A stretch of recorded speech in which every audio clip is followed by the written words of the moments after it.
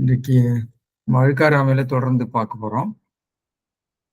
நான் முதல்ல திரையை பகிர்ந்து கொள்கிறேன்.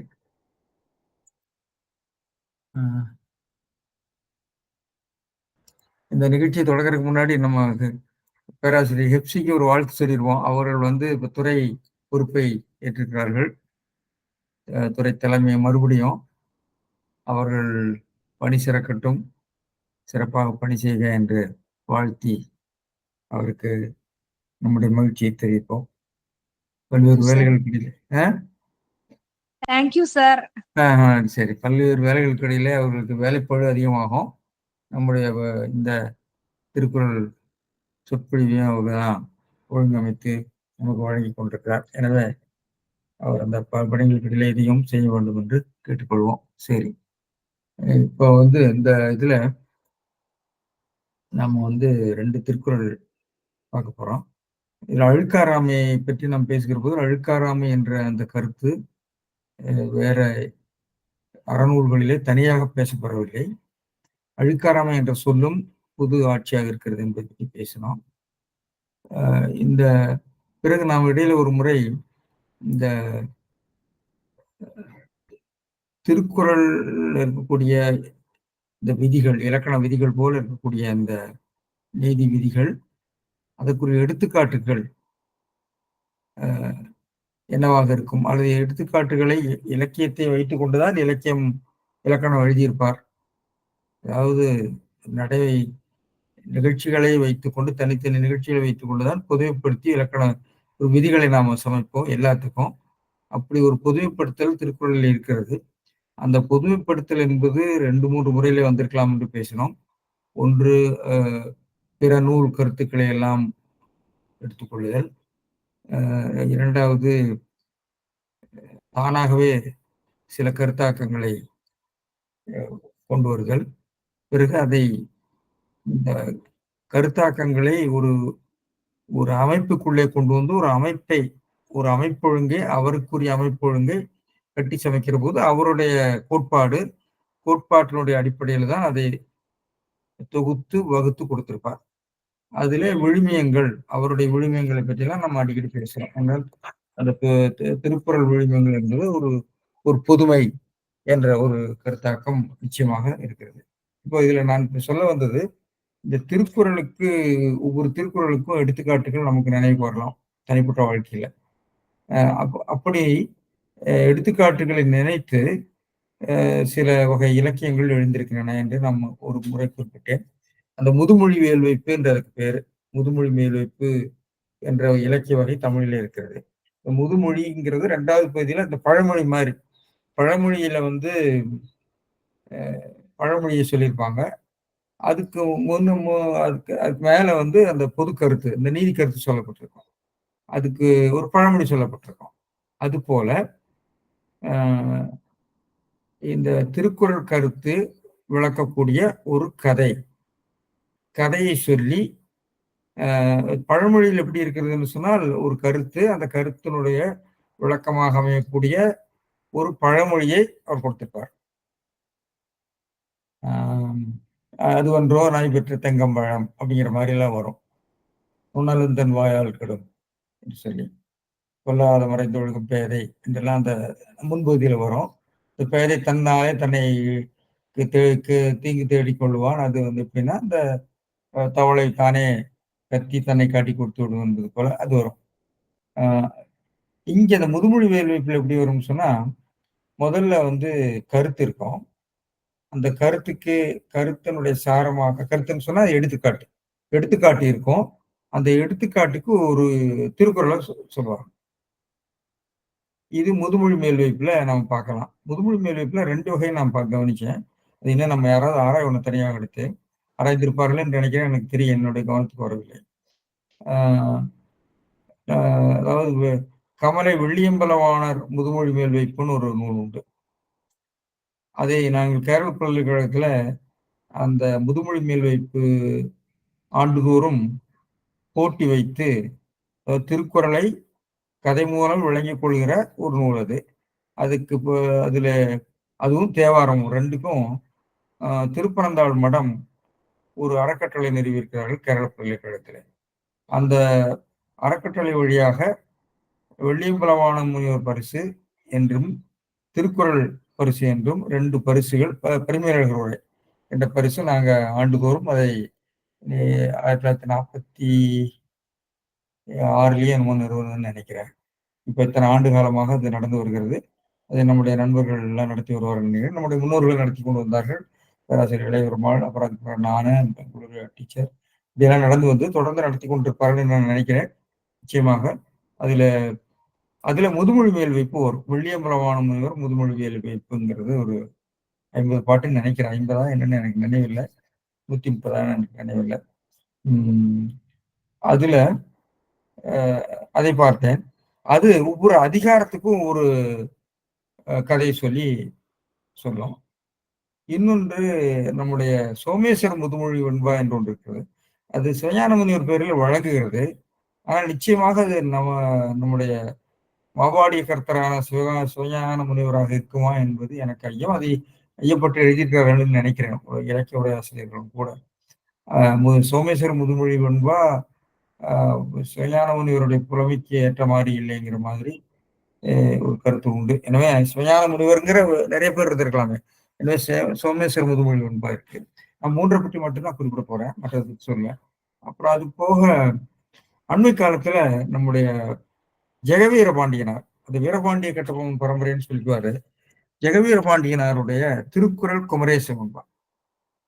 அது ஒரு நல்ல ஒரு அருமையான படைப்பு. திருக்குறள் குமரேச வெண்பா. அதுல ஒவ்வொரு திருக்குறளுக்கும் ஒரு கதை சொல்லியிருப்பார். இதெல்லாம் நம்ம ஆராய்ச்சியாளர்கள் எடுத்து பார்த்திருக்கிறார்களா, ஆராய்ந்திருக்கிறார்களா எனக்கு தெரியல. அது கவனத்துக்காக கொண்டு வரேன். அதுல இந்த அழுக்காராமிக்கு முதுமொழி மேல் வைப்புல கொடுத்திருக்கக்கூடிய கதை நான் நினைவு கூட்டுறதுக்காக சொல்றேன் மொத்தத்துல. அது நான் படிக்கிறேன். புத்தன் இறந்தான் பொறாமை செய்து செய்யார்க்கு நித்தர் அருள் உண்டாய் நிறைந்த புகழ் மெத்த அழுக்கற்று மெத்த செய்யார்க்கு நித்தர் அருள் உண்டாய் நிறைந்த புகழ் மெத்த. அழுக்காறு செய்து பொறாமை செய்து புத்தன் இறந்தான். அந்த பொறாமை செய்யாருக்கு நித்தர் அருள் உண்டாய் நிறைந்த புகழ் மெத்த நிரம்ப உண்டாகும். எப்படின்னா அழுக்கற்று அகன்றாரும் இல்லை அகுதி இல்லார் ஒழுக்கத்தில் தீர்ந்தாரும் இல் என்று ஒரு திருக்குறளை கொடுத்திருக்கிறார்கள். சரி, சோமேஸ்வர் முதுமொழி வெண்பாவில் அது என்ன சொல்றாரு? புத்தன் இறந்தான்னு சொன்னா புத்தன் வைதீக மத கோட்பாடுகளையும் அன்றைக்கு வரை இருந்த பல கோட்பாடுகளையும் அவர் கேள்வி கேட்டார். கேள்வி கேட்டு இந்த வேள்விகள் ஆச்சாரங்கள் இவற்றுக்கு எதிராக போர்க்கொடி உயர்த்தினார், சமத்துவம் பேசினார். அவர் வைதிகத்துக்கு எதிர்த்தார். அதை இவர்கள் என்ன நினைக்கிறார்கள்னா புத்தன் பொறாமையினால தன்னுடைய சமயத்தை படைத்தான் என்று சொல்கிறார். இந்த பார்வை அவ்வளவு சரியான பார்வை எனக்கு படல. சரி, நம்ம அதை அடுத்து பேசுவோம், மதியம் முடிச்சுட்டு பேசுவோம்.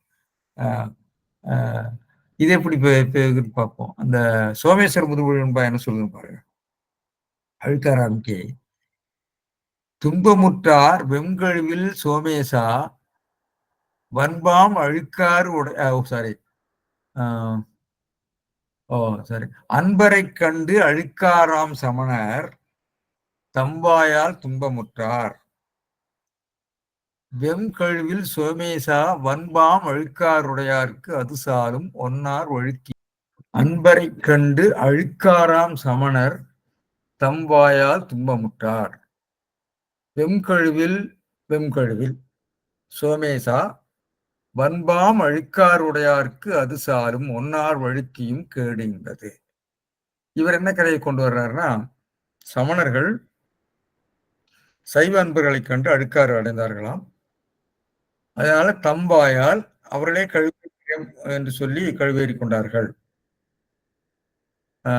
எனவே சமணர் சைவரை கண்டு பொறாமைப்பட்டு அவர்களோடு வாக்குவாதம் செய்து அதில் தோல்வியுற்றால் நாங்கள் கழுவேறுவோம் என்று சொன்ன கதையை அழுக்காறு உடையாருக்கு அது சாலும் இப்ப நாம் பார்க்க போறோம். ஒன்னார் வழுக்கியும் கேடு என்பது என்ற ஒரு இதுக்கு எடுத்துக்காட்டா சொல்றேன். இது ரெண்டுமே பொருத்தமான எடுத்துக்காட்டு கிடையாது. ரெண்டுமே பக்தி இலக்கியத்தை சார்ந்த ஆசிரியர்கள் எழுதியிருக்கிறாங்க. இது அவர்கள் பார்வையிலிருந்து, அதாவது வைதீகத்தை கேள்வி கேட்ட புத்தனை பொறாமைப்படுறான்னு சொல்றதும், அதே மாதிரி சமணர்கள் சைவர்களை கேள்வி கேட்டார்கள் என்று சொல்வது பொறாமைப்பட்டு சொல்வதும் எவ்வளவு தூரம் அறிவுக்கு பொருத்தமாக இருக்கும். அது ஒரு வகையான தற்சார்பு நிலையில் எழுதப்பட்ட ஒரு காழ்ப்புணர்ச்சியோடு, இவர்களுக்கு தான் காழ்ப்புணர்ச்சி, அவர்களை பற்றிய ஒரு காழ்ப்புணர்ச்சி தான் நாம் நூல்களில் பார்க்கிறோம். அந்த சைவ வைணவர்கள்லாம் அவ்வளவு காழ்ப்புணர்ச்சியோடு பக்தி இலக்கியங்களில் பாடியிருக்கிறார்கள். புத்தர் சமணரை கண்டால் வெட்டுவேன்னு சொல்றாரு ஒரு வைணவ ஒரு ஆழ்வார். அவர்கள் அவ்வளவு திட்டி தீர்க்கிறாங்க சைவர்கள். அப்ப யார் பொறாமைன்னு எனக்கு தெரியல. எனவே இது மாதிரி இந்த எடுத்துக்காட்டுகளை தான் நாங்க நடத்திட்டு இருந்தோங்கிறது எனக்கு ஆச்சரியமா இருந்தது. இதெல்லாம் நாங்க இப்ப கேள்வி வைக்க தோணுது. ஏன்னா இப்படியெல்லாம் பாடி வச்சிருக்காங்க அப்படின்னு சொல்லி. எனவே இந்த 2 எடுத்துக்காட்டுமே தவறான எடுத்துக்காட்டு, காழ்ப்புணர்ச்சியோடு உள்ள எடுத்துக்காட்டு. இவர்களே அதுக்கு எடுத்துக்காட்டாக இருக்கிறார்கள் என்று எனக்கு தோன்றுகிறது. சரி, அது விடுவோம். அடுத்தது ஜெகவீர பாண்டியனார். ஜெகவீர பாண்டியனார் ஒவ்வொரு திருக்குறளுக்கும் ஒரு கதை சொல்றாரு. அதை நாம் பிறகு பார்க்கலாம். அதுல முதல் இதுக்கு வீமனை சொல்றாரு, ஆனா இப்படி வரிசையா வருது ஒரு கதை. அதை நம்ம பிறகு பார்க்கலாம். இந்த திருக்குறள் நாம் பார்க்க போற திருக்குறளுக்கு சிசுபாலனை சொல்றாரு. இல்ல நாம் பார்க்க போறதுக்கு முன் கேடு பிறர் செய்யாது ஏன் கேடுற்றால் காந்தாரியை சொல்றாரு நாம பார்க்க போறது. காந்தாரி எப்படி கேட்டாள் அப்படின்னு சொல்லி, கோடிய தன்னெஞ்சால் குமரேசா கோடும் அழுக்கார் உடையாருக்கு அது சாகும் ஒன்னார் ஒழுக்கியும் கேடு என்பது. கேடு ஈன்பதுன்னு வரணும். கேடு என்பதுன்னு இருக்கு, கேடு ஈன்பது. எனவே இந்த திருக்குறள் காந்தாரி கதை சொல்றாரு. சரி, நாம் அதை பார்க்கலாம் பிறகு. இந்த 10 திருக்குறள், எல்லா திருக்குறளுக்குமே ஒரு கதை இருக்கு அவர்கிட்ட. ஆனால் அவருடைய கதைகள் பெரும்பாலும் மகாபாரதம், ராமாயணம் போன்றவற்றிலிருந்து, புராணங்கள் இருந்தா அவர் எடுத்திருக்கிறார். திருக்குறள் குமரே சிவன்பா, திருக்குறள் குமரே சிவன்பா வலைத்தளங்களிலேயே இருக்கிறது, நீங்க பார்க்கலாம். அதுக்கு இண்டெக்ஸ் கூட போட்டிருக்காரு நம்ம பாண்டியராஜனுடைய இந்த சொல்லடைவு இதுல இதற்கு கூட ஒரு சொல்லடைவு அமைத்திருக்கிறார். அது நல்ல நூல். அது நம்ம இப்ப அந்த காலத்துல அவர் உயிரோடு இருந்தபோது அவருக்கு இதெல்லாம் சிறப்பெல்லாம் செய்தாங்க. அந்த நூல் பல நூலகங்களில் இருக்கும். திருக்குறள் குமரே சிவன்பாங்கிறது ஒரு நல்ல நூல். அவர் வீரபாண்டிய கட்டபொம்மனுடைய பரம்பரையில வந்தவர் நினைக்கிறேன். சரி, இப்போ இந்த நூல்கள் எல்லாம் இந்த முதுமொழி மேல் வைப்பு அல்லது திருக்குறள் குமரே சிவன்பா போன்றவர்கள்லாம் இந்த திருக்குறள் கருத்துக்கு அல்லது திருக்குறள் சொல்லுகிற இலக்கணத்துக்கு எடுத்துக்காட்டுகளை சொல்லக்கூடிய. இன்றைக்கு நிறைய பேர் போட்டிகள்லாம் கூட வைக்கிறாங்க. திருக்குறள் கதைகள், திருக்குறள் கருத்தை விளக்குவதற்கு கதைகளை எழுத சொல்லி தற்கால நிகழ்ச்சிகளை எடுத்துக்காட்டாக வைத்து, சமகால நிகழ்ச்சிகளை எடுத்துக்காட்டாக வைத்து திருக்குறள் கதைகள் என்று நிறைய கொண்டிருக்கிறாங்க. இதெல்லாம் இந்த திருக்குறளை எப்படி நாம கற்கிறார்கள், அதை விளங்கிக் கொள்வதற்கு எப்படி முயற்சி செய்கிறார்கள் என்பதனுடைய திருக்குறள் கல்வி வரலாற்றில் இதையெல்லாம் நாம தெரிந்து கொள்ள வேண்டும் அல்லது பதிவு செய்ய வேண்டும் என்பதாக சொன்னேன். சரி, இப்ப நாம திருக்குறள் 165க்கு போகலாம். அழுக்காருடையார்க்கு அது சாலும் ஒன்னார் ஒழுக்கியும் கேடின்பது. சந்தி சேர்த்து போடல, அது காப்பி பேஸ்ட் பண்ணல, அது அப்படியே இருக்காது, சேர்த்து போடணும். சரி, இது இந்த இதுல இருக்கக்கூடிய இதுல திருவள்ளுவர் கோவிக்கக்கூடிய இடங்கள்லாம் உண்டு. இந்த அதிகாரத்துல கோவிக்கக்கூடிய இடங்கள், உருவகங்கள் இதெல்லாம் நன்றாக இருக்கும். இங்க இதையும் ஒரு வகையான ஒரு ஒரு எள்ளல் துணி இதுல பார்க்கலாம். அழுக்காருடையாருக்கு அது சாலும் ஒன்னார் ஒழுக்கியும் கேடு என்பது. அழுக்கார் பொறாமை உடையவர்களுக்கு அதுவே போதும், அவர்களுக்கு தனியார் பகைவர்கள் தேவையில்லை. அவருடைய பொறாமை தீயே உள்ளே கனன்று அவர்களையே எரித்துவிடும் என்று, அதாவது பகைவர்கள் செய்யாத தீமையெல்லாம் பொறாமைக்காரன் தானே ஏற்படுத்திக் கொள்வான் என்ற கருத்தை சொல்றார். அதுதான் அதனுடைய கருத்துடைய சாரம்.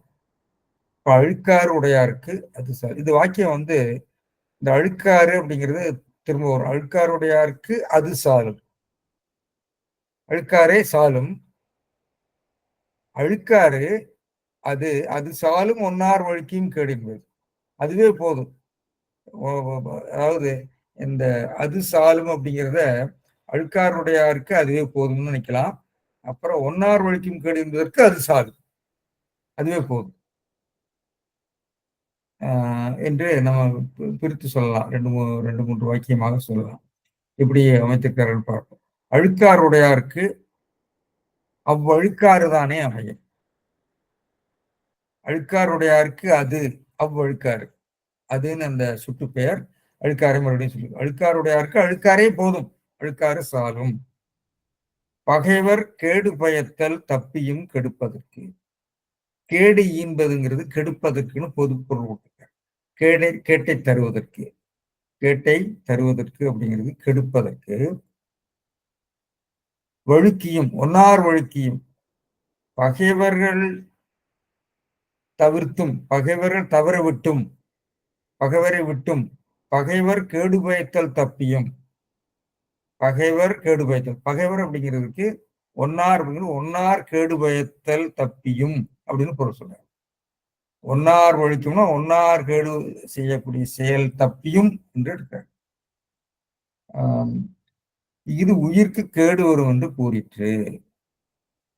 எனவே பொறாமையினால கேடு வரும் என்று கூறிற்று. அதுக்கு ஒரு விளக்கம் என்ன சொல்லுவாங்கன்னா, ஏதோ ஒரு இடத்துல சொல்வாரு அவனுக்கு சிறை தண்டனை கூட கிடைக்கலாம். பொறாமையினாலே ஒரு குற்றத்தை செய்து அதனால சிறை தண்டனை சிறைச்சேதம் கூட செய்யப்படலாம் என்று ஒரு உரையாசிரியர் ஒரு விளக்கம் மாதிரி. சரி, இது பரிமையர் அழகர் எப்படி பார்க்கறோம்னாக்கா, இதுல வாக்கியம் கொஞ்சம் வித்தியாசமா இருக்கும். அழுக்காறு ஒன்னார் வழுக்கியும் கேடு ஈன்பது. ஈன்பது அழுக்காறு பகைவரை ஒழுத்தும் கேடு பயப்பது ஒன்று. கேடு ஈன்பது. கேடு ஈன்பது என்பது வினையாளனின் பெயரா வினைமுற்றா பார்க்கலாம். தொழிற்பெயரா அப்படிங்கிறது. சரி, அழுக்காறு பகைவரை ஒழிந்தும் ஒழுக்கியும் கேடு பயப்பதொன்று. கேடு ஈன்பது கேடு பயப்பது ஒன்று.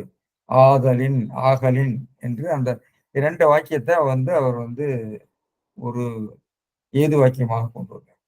அழுக்காருடையாருக்கு அது சாலும். அவ்வழுக்காருடையாருக்கு பகைவர் வேண்டாம், அது சாலும். பகைவர் மேல சொல்லிட்டார். ஒன்னார் வழுக்கியும் கேடு. பகைவர் வேண்டாம், கேடு பயப்பதற்கு அது தானே அமையும். அதுவே சாலும், அதுவே அமையும். வழுக்கியும் கேடு ஈன்பது. கேடு ஈன்பதற்கு என்ன எடுக்கணும்? பயப்பதற்கு, கேடு பயப்பதற்கு, கேடு ஈன்பதற்கு எடுக்கிறாரு. என்பது அப்படிங்கிறத என்பதற்கு என்று மணக்குடவரும் இவரும் எடுக்கிறார். கேடு தருவதற்கு அழுக்காரே போதும். அதுல அதுவே அப்படிங்கிறதுல இன்னும் திருநிலை ஏகாரும் விகாரத்தோட, அதாவது எப்படி இருக்கணும்னா அந்த திருக்குறள்ல அழுக்காருடையாருக்கு அதுவே சாலும். அந்த பிரிநிலை அதுவே, வேற ஒன்றும் வேண்டாம், இதுவே, this only will be enough அப்படிங்கிற அர்த்தத்துல அதுவே அப்படிங்கிறத அது சாலும் என்று விகாரத்தால் தொக்கன்னு சொல்றாரு பெருமையினாளர். அவருடைய வாக்கியமைப்பை அவர் கவனித்து அப்படி சொல்கிறார். சரி, இத வரதராசனார் அப்படி சொல்றாங்க, பொறாமையுள்ளவருக்கு வேறு பகை வேண்டாம். சரி, அது கொஞ்சம் வேறுபடுத்தி சொல்றார். அது ஒன்றே போதும், அது சாலும். பகைவர் தீங்கு செய்ய தவறினாலும் தவறாது கேட்டை தருவது அது. கீடு, அதாவது அவர் என்ன நினைக்கிறார், கேடு என்பது அது, அது சாலும். ஒன்னார் ஒழுக்கியும் கேடு என்பது அது, அது சாலும் என்று வரதராசன் எடுத்திருக்காரு. சாலமன் பொறாமையுடையவருக்கு தீமை தர பகைவர் வேண்டியதில்லை, பொறாமையே போதும். உடையவருக்கு தீமை தருவதற்கு, ஈன்பதற்கு உடையவருக்கு, பொறாமை உடையவருக்கு வேறு பகை வேண்டாம், அது ஒன்றே போதும். தீங்கு செய்ய தவறாலும் தவறாது கேட்டை தருவது அதுன்னு மூவா அதை கேடு ஈன்பது அது என்பதை கேடு ஈன்பது என்ற ஒரு தொழிற்பெயர் அல்லது வினையாளனை பெயர் வடிவமாக எடுத்து, வினைமுற்று பெயராக எடுத்து அது என்று கொண்டு முடித்திருக்கிறார். அதாவது அதை பெயர் பெயரணையாக ஆக்கியிருக்கிறார். மற்றவர்கள் அது கேடு ஈன்பதற்கு என்று அந்த வாக்கியமைப்பை செய்திருக்கிறார்கள். சரி, வாக்கியமைப்பு பாருங்க. வாக்கியமைப்பு மொத்தத்தில் அழுக்காருடையாருக்கு அது சாலும், ஒன்னார் ஒழுக்கியும் கேடு என்பதற்கு என்று விகாரமாக நம்ம கொள்ளலாம். சரி, பரிமையாளர்கள் கொண்டிருக்கிற முறையும் எப்படிங்கிறத பார்க்கலாம். ஒன்னார் ஒழுக்கியும் கேடு என்பது அழுக்காறு, அழுக்காருடையாருக்கு கேடு பயப்பதற்கு அது சாறு. அதான் அந்த வாக்கியம். அழுக்காறு ஒன்னார் ஒழுக்கியும் கேடு என்பது, அதாவது ஒன்னார் பகைவர்களை தப்பியும் கேட்டை தருவது அழுக்காறு, அது ஈன்பது என்பது பெயர் பெயரலையாக அமைகிறது. அழுக்கார் உடையாருக்கு கேடு பெயர்வதற்கு அது சாரும், அழுக்கார் உடையவர்களுக்கு கேடு தருவதற்கு அதுவே போதும், சாரும்னா போதும். மூவாருடைய நான் முன்பே சொன்னேன், கேடு பயப்பதற்கு ஈன்பது என்பதற்கு என்று 4ஆம் வேற்றுமையாக எடுத்திருக்கிறார் பெருமையுடைய மனப்போவர்களாம். மூவா ஒன்னார் வழுக்கியும் கேடு என்பது அழுக்காறு, கேடு என்பது அழுக்காருடையாருக்கு அதுவே சாலும். எனவே ஈன்பது என்பதை அவர் பெயர் பணியாக எடுத்து ஒரு பெயர் வாக்கியமாக எடுத்திருக்கிறார். தெய்வச்சிலையார் அவருடைய உரையில சொல்றாரு, கேடு பயப்பதற்கு அழுக்காறு தானே அமையும், பகைவர் கேடு தருதல் தப்பியும் வரும் அப்படின்னு ஒரு குழப்பம் சொல்லிட்டு, அதாவது அவருடைய வாக்கிய அமைப்பு எப்படி இருக்குன்னா, அழுக்காருடையாருக்கு அது சாரும், அது போதும், ஒன்னார் ஒழுக்கியும் கேடு என்பது வரும் என்று வரும் என்ற ஒரு சொல்லை அவர் கொண்டு இது ஒரு வினையச்சத்தினுடைய எச்சங்கள்ல வினையச்சத்துக்கு ஒரு எடுத்துக்காட்டாக சொல்றார். தெய்வச்சிலையார் எச்சங்களை பற்றிய ஒரு சூத்திரத்துல அவர் சொல்லுகிற எச்சங்கள்லாம் வேற மாதிரி இருக்கும். வழக்கமான உரையாசிரியர் சொல்லக்கூடிய எச்சங்கள் அல்ல, அவர் வேற மாதிரி எச்சங்களை அவர்லாம் பேசுகிறார். அது அந்த சாமுண்டி தேவநாயகர் உரை அப்படின்னு சொல்லி பகர்ச்சி அவருடைய நன்னூலுக்குள்ள உரையிலிருந்து சொல்றதாக சொல்லுவாங்க. சரி, அதை பார்த்துக்கலாம். எனவே வரும், அது கேடு என்பது வரும் என்பது தெய்வச்சிலையாருடைய உரை. சரி, சொல்லடிவு பார்க்கிறப்போ நம்ம ஒன்னாருன்னா அழுக்காறு, பகைவரை வழுக்கியும் ஒழிந்தும் தவிர்ந்தும், அது வினையச்சம், அது ஒரு வினையடை பொருள்ல வருகிறது. அது அது அதை தாண்டியும் கேடு பயப்பதொன்று, அது கேடு பயப்பது, கொண்டு வந்திருக்காரு. கேடு பயப்பது ஒன்று ஆதலின் அவ்வழுக்காறு அவர் கொண்டு வர்றாரு. அதனால அதுவே போதும். இந்த வாக்கியத்துக்கு இடையிலே உள்ள உறவு ஒரு ஏது வாக்கியமாக இருக்கிறது, கண்டிஷனல் சென்டென்ஸாக இருக்கிறது, அல்லது காரண வினையாக இருக்கிறது, காரண வாக்கியமாக இருக்கிறதுன்னு பரிமேலழகர் அதை கண்டு உரைக்கிறார். அழுக்காருன்னா அவ்வழுக்காறு, உடையாருக்கு பகைவர் வேண்டாம்.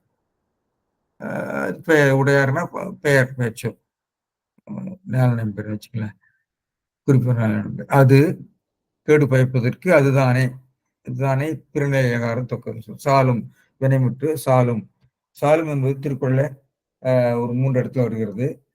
5 அவித்தான் ஆற்றல் அகல் விசும்புலார் போமான் இந்திரனே சாலும் கரி என்ற ஒரு இடத்திலும், இறப்பான் விகழாமை வேண்டும் நிரப்பு இடும்பை தானேயும் சாலும் கரி.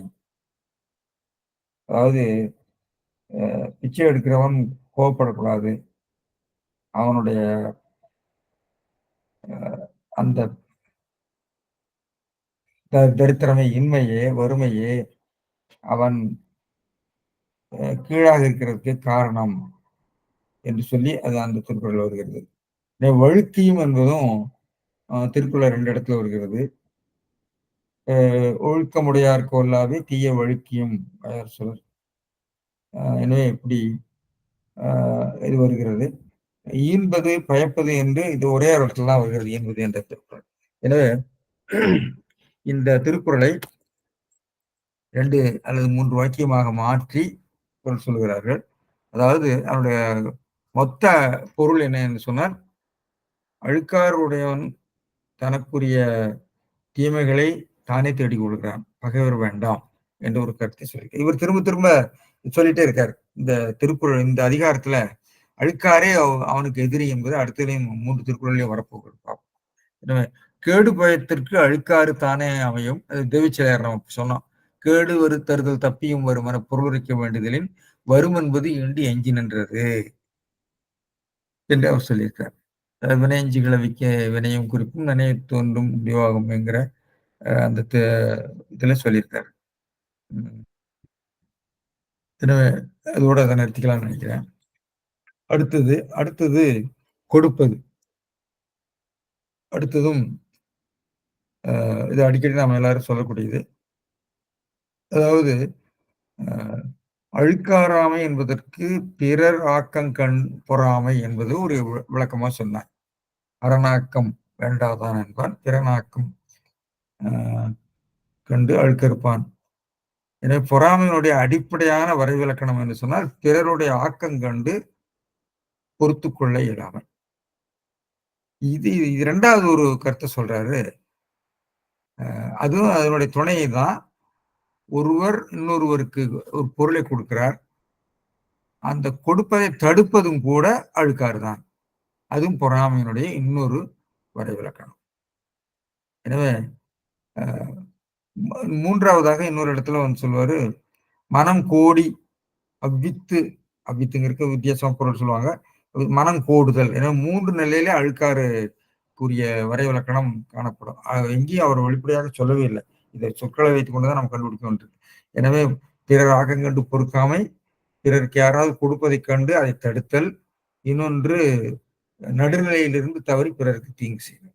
இந்த 3 தான் பொறாமையினுடைய பண்புகளாக சொல்லப்பட்டிருக்கு. சரி, இதுல இப்ப நம்ம எந்த திருக்குறள் கொடுப்பது அழுக்கறுப்பான் சுற்றம் உடுப்பதும் உண்பதும் இன்றி கெடும்.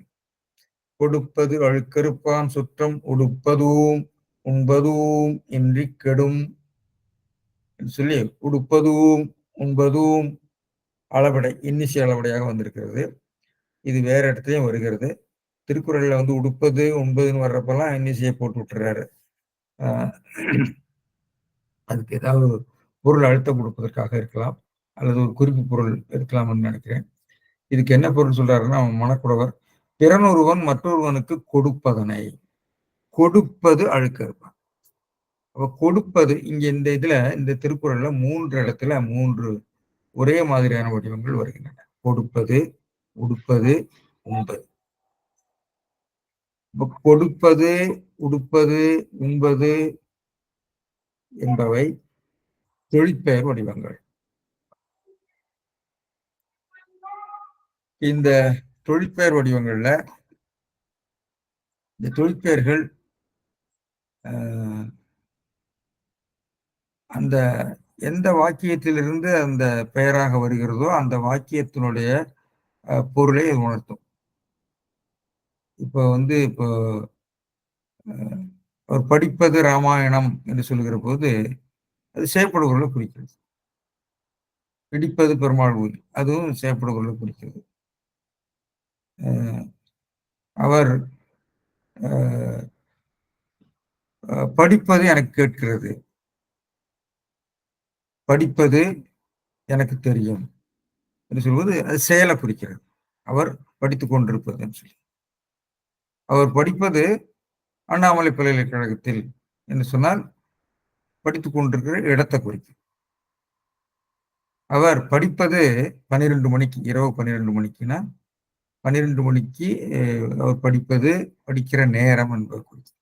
எனவே இந்த நாம வழங்குகிற மொழி தான், நாம் பயன்படுத்துகிற மொழியில நம்ம எல்லாரும் பயன்படுத்துறோம். நமக்கு எல்லாருக்கும் இலக்கணத்தோட தான் பேசுகிறோம்.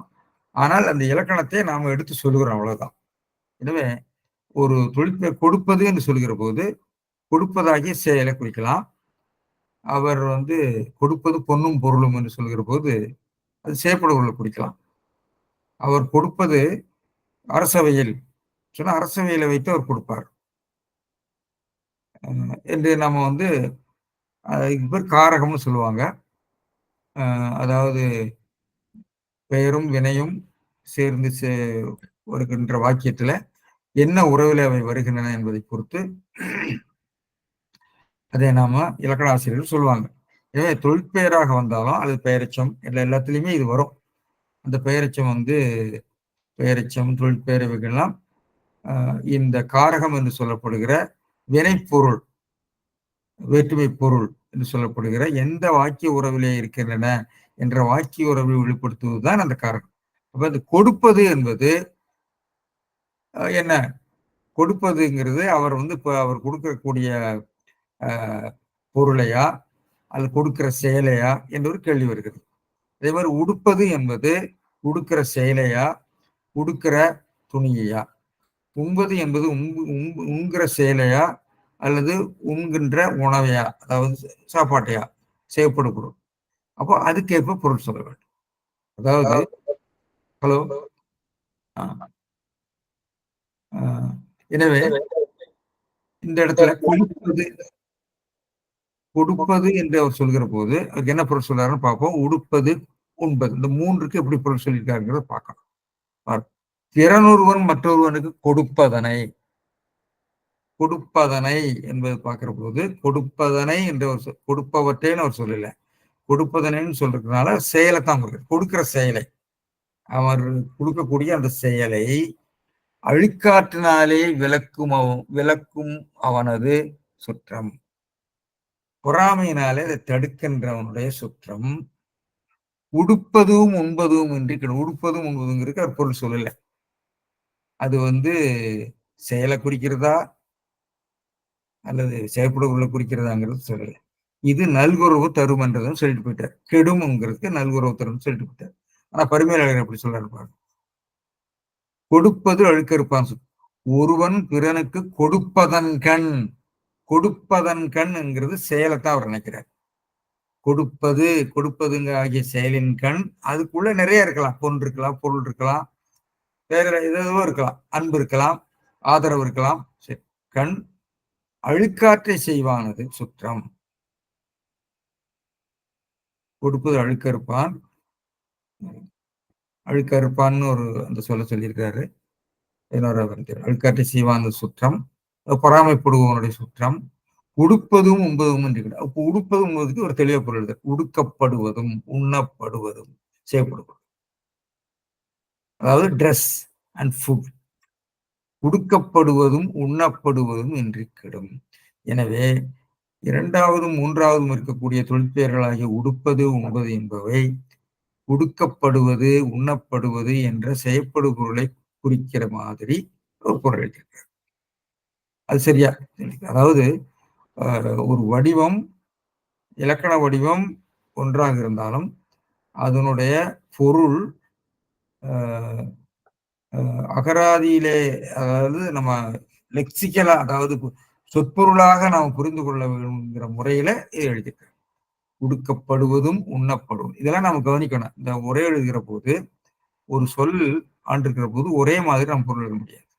அந்த பொருள் ஒரே வடிவத்தில் இருந்தாலும், அது குறிச்சொல் போல் ஒரே வடிவத்தில் இருந்தால் அது பல பொருள் ஒரு சொல்லாக இருக்கிறது. இப்ப கொடுப்பது என்பது பல பொருள் ஒரு சொல்லாக வருகிறது. அதாவது லெக்சிக்கலா பார்க்கிற போது அது கொடுப்பதுங்கிறது செயலை குறிக்கலாம், செய்யப்படுவதை குறிக்கலாம், இடத்தை குறிக்கலாம், நேரத்தை குறிக்கலாம், இன்னும் பலவற்றை குறிக்கும். அதெல்லாம் நான் அதுக்கு ரொம்ப போகல விளக்கம். எனவே அந்த பொருள் உணர்ந்து பொருள் எழுத வேண்டும். அப்படி எழுதியிருக்காரு. அதனால கொடுப்பதன் கண் அழுக்கறுத்தலாவது கொடுக்கப்படும் பொருள்களை பற்றி பொறாமை செய்தல். இங்க தெளிவா சொல்லியிருக்காரு. கொடுப்பதன் கண்ண கொடுக்கிற செயலின் கண் எப்படி அந்த செயல்ல எப்படி அவன் பொறாமப்படுறான்னா, அவன் கொடுக்கிற செயல்ல இருக்கக்கூடிய பொருள்கள் என்று சொல்லி தெளிவுபடுத்தியிருக்காரு. அந்த இடத்துல சந்தேகம் வரக்கூடாதுன்னு இருக்காரு. அந்த செயலைத்தான் இவர் இந்த செயலை பொறாமைப்படுவது என்று சொன்னாலும், அந்த செயலின்கண் பொறாமைப்படுவது என்பது அந்த பொருள்களை பார்த்து கொடுக்கப்படும் பொருள்களை பற்றி பொறாமை செய்தல்னு செயற்பாட்டு வினையாக பொருள் எழுதியிருக்கார். சரி, சுற்றம் கெடும் எனவே அவன் கேடு சொல்லாமையை பெறப்பட்டது. சுற்றம் கெடும் எனவே அவன் சுற்றம் கெடுன்னு சொன்னா அவனும் கெட்டு போயிடுவான்னு அர்த்தம். இது இனம்னு சொல்லுவாங்க. சரி, இதுக்கு வேற மாதிரி எப்படிலாம் பொருள் சொல்றாங்கன்னு பார்ப்போம். அதுக்கு அவர் எடுத்துக்காட்டு அவரே சொல்லுவாரு ஒரு இடத்துல. மீக்கூறும் மன்ன நிலம், காட்சி கிளியன் கடுஞ்சொல்ல நலனே மீக்கூறும் மன்ன நிலம். மன்ன நிலம் அவனை மன்னன் நிலம் மேம்படும்ங்கிற போது மன்னனையும் புகழ்த்தி கூறுவார்கள். அதாவது மன்னன் நிலத்தை எல்லோரும் புகழ்வார்கள் என்று சொல்கிற போது நிலத்தை மீக்கூறும் எனவே மண்ணை மீக்கூறுதல் சொல்ல வேண்டாதாயிற்றுன்னு சொல்வார். அங்கு இனம் பற்றி சொல்வார். இனம் அப்படின்னு சொல்வார். இவரு காரியத்தக்கவரார் சொல்வார். அதுக்கு பிறகு வர்றேன். இப்ப அது முடிச்சுட்டு வருவோம். இப்போ வரதராசனார் என்ன சொல்றாருன்னா, பிறருக்கு உதவியாக கொடுக்கப்படும் பொருள்களை கண்டுன்னு அவர் இருக்கிறார். அவர் செயலை குறிக்காம பொருள்களுக்கு நேரா போயிடுறார். சொல்றது தவறு இல்லை. ஆனால் அந்த செயல் என்பது அந்த செயலுக்கு உள்ளே வரக்கூடிய ஒரு கூறுதான் பொருள். பொருளாக மட்டும் இருக்கணும்னு அவசியம் கிடையாது. வேற அன்பாக இருக்கலாம், ஆதரவாக இருக்கலாம். எனவே இது பொருள் என்று சொல்கிற போது நம்ம பொருளை நாம வரையறுத்து விடுகிற மாதிரி எனக்கு தோன்றுகிறது. எனவே பொருளை கண்டு பொறாமைப்படுகிற சுற்றம் உடையும் உணவும் இல்லாமல் கெடும்னு அவர் நேரடியாக செய்யப்படும் பொருளை எடுத்து போயிட்டார். உடுப்பதும் உண்பதுங்கிறதுக்கு உடையும் உணவும் இல்லாமல் கெடும். இப்படியும் பொருள் எழுதலாம், தவறில்லை. அதாவது அந்த பொருள் விலகாமல் போகிறது. இந்த பொருளே அப்படிங்கிறது எழுதுனதை தவிர மற்றது பொருத்தமாக இருக்குது. சரவண பாப்பையா என்ன பண்றாரு, பிறருக்கு கொடுப்பதை கண்டு பொறாமைப்படுகிறவனின் குடும்பம் உடுக்கவும் உணவும் இல்லாமல் அலையும். கெடுங்கிறதுக்கு அலையும் சொல்றாரு. குடும்பம்னு சொல்றாரு சுத்தம்ங்கிறதுக்கு. உடுக்கவும் உண்ணவும்னு அவர் செயலாக அதை எடுத்து சொல்லிடுறாரு. இதற்கு வரதராசன இவர் நம்முடைய சோனா கந்தசாமி ஐயா வேற மாதிரி பொருள் சொல்றாரு. கொடுப்பது அழுக்கறுப்பான் அவன் சுற்றம். கொடுப்பது அழுக்கறுப்பான் அழுக்கறுப்பானும் அவன் சுற்றமும். கொடுப்பது அழுக்கறுப்பானும் அவன் சுற்றமும் அப்படின்னு சொல்லி உண்மை செவ்வண்ணாக எடுத்திருக்கிறார். கொடுப்பது அழுக்கறுப்பான் சுற்றம்னா அழுக்கறுப்பானது சுற்றம் என்று சொல்லி ஆறாம் வேற்றுமை உடைமை பொருள் அவனது சுற்றம் அவனுடைய சுற்றம் என்று வறுமையை எடுத்திருக்கிறார்கள். ஒரே வித்தியாசமாக சோனா கந்தசாமி ஐயா மட்டும் அழுக்கறுப்பானும் சுற்றமும் என்று எழுதியிருக்கிறார். இந்த கருத்தாக்கத்தை ஏன் பரிமையாளர்கள் சொல்லலை அப்படின்னு ஒரு கேள்வி நமக்கு வரலாம். அதை நாம் பத்தி பேசுவோம். அதுக்கு முன்னாடி விளக்கிட்டு வாக்கிய முதல்ல சொல்றேன். மணக்குடவர் முதலியோர் கொடுப்பது அழுக்கறுப்பான் சுற்றம் உடுப்பதும் உண்பதும் என்று கெடும். ஆனால் சோனா என்ன பண்றாருன்னா, கொடுப்பது அழுக்கறுப்பானும் சுற்றமும் உடுப்பதும் உண்பது கெடும் என்று சொல்லி உண்மை தொடராக எடுக்கிறார். இதற்கு முன் உள்ள திருக்குறள்ல அறநாக்கம் வேண்டாதான் என்பான் பிறநாக்கம் பேணாது அழுக்கறுப்பான்னு ஒரு திருக்குறள். அதுல அறனும் ஆக்கமும் என்று அங்கே உண்மை தொடராக எடுத்திருப்பார். அறனும் ஆக்கமும் வேண்டாதான் என்று. அப்ப இங்கேயே அதே மாதிரி எடுக்கலாமே என்ற ஒரு ஒரு நியாயத்தை மேற்கொண்டு ஐயா அவர்கள் இப்படி எழுதியிருக்கிறாங்க நினைக்கிறாங்க. இது செவ்வன்னு நம்ம சொல்லுவோம். செவ்வன் பொதுவா தொகை பெற்று வரும். தானம் தவம் இரண்டும் தங்கா, தானம் தவம் இரண்டும் என்று வர வேண்டும். செவ்வன் தொகை பெற்று வர்றதா மரபு. தொகைனா தொகுத்து சொல்றது எவ்வளவு, இல்லாவிட்டால் ஐயம் ஏற்பட்டுவிடும். ஆனா இதுல தொகை இல்லாதனால அப்படி எடுக்கலையா என்று நம்ம சொல்லலாம். ஆனா இதே கேள்வி கேட்டா அரணாக்கத்துல மட்டும் எப்படி எடுத்தாருன்னு நீங்க கேள்வி கேட்கலாம். அப்படி கொள்ளலாம். ஆனால் இந்த திருக்குறளிலேயே வெவ்வேறு திருக்குறள்கள்ல அழுக்காருடையான் அவன் வறுமை அடைதல், திருச்செற்று தீயொழி வைத்து விடும், செய்யவள் தவையை காட்டிவிடும். அழுக்காருடையவனை மூதேவிக்கு காட்டிட்டு லட்சுமி போயிடுவா, திருச்செற்று அவனுடைய செல்வத்தை அழித்து விடும் என்றெல்லாம் சொல்லி விட்டுறதுனால அவன் எழுதி பல இடங்கள்ல சொல்லியாச்சு. அதனால இங்க அதை திரும்ப சொல்ல வேண்டாமே, அவன் மட்டும் இல்லை அவனுடைய சுற்றமே கெடும் என்று போல அதுக்கு வற்புறுத்துவது போல பொருள் இருக்கிறது பொருத்தமாகத்தான் எனக்கு படுகிறது. அது கூறியது பொருளாகுமோ நினைத்து செய்தாரா என்று தெரியவில்லை. அதனால்தான் சுற்றம் கெடுதலை தனித்து எடுத்து கூற இவ்வாறு பொருள் கூறுதல் பொருத்தமாக இருக்கும்னு எனக்கு தோன்றுகிறது. அதனாலதான் அதுக்கு விளக்கம் சொல்லிட்டாரு. அதுக்கு பேர் இனம் என்று சொல்வார்கள். சுற்றம் கெடும் எனவே அவன் கேடு சொல்லாமையே பெறப்பட்டது. இதற்கு பேரு இனம் என்று பேர். இனம்னு சொன்னா அவன் வெத்தலை போட்டான்னா பாக்கு சுண்ணாம்பு எல்லாம் போட்டான்னு அர்த்தம் பண்ணிக்கணும். அதான் இனம். அப்போ அதுக்கு அதை பற்றி நம்ம இவர்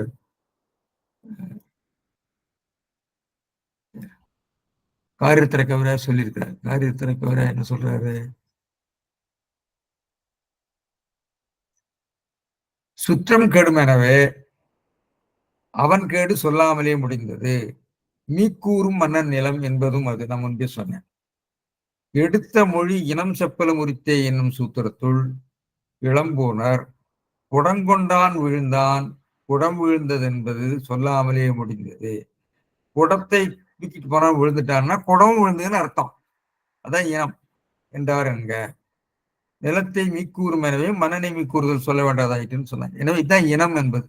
குடத்தை எடுத்துட்டு போனவன் கீழே விழுந்துட்டான்னா குடம் கீழே விழுந்துச்சுன்னு அர்த்தம். சரி. எனவே இதுதான் இனம் என்ற கருத்து. எனவே இந்த இனம் என்ற கருத்தாக்கத்தை வைத்து பரிமையாளர்கள் இதை விளக்கியிருக்கிறார். சரி, இனி அடுத்தது நம்ம இதுல உங்களுக்கு வாக்கிய அமைப்புல பெரிய காம்ப்ளிகேஷன் இல்லை. இதுல வாக்கிய அமைப்பு நான் முன்பே சொன்னேன்.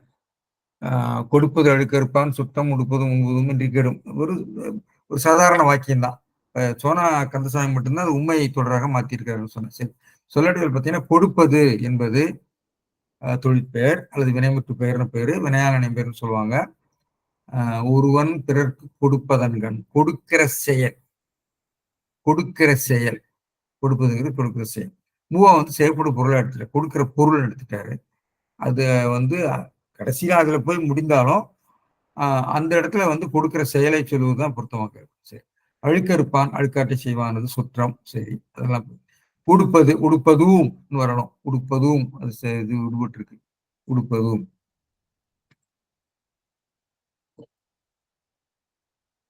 உடுப்பதும் உண்பதும் அதே மாதிரிதான் வரும்.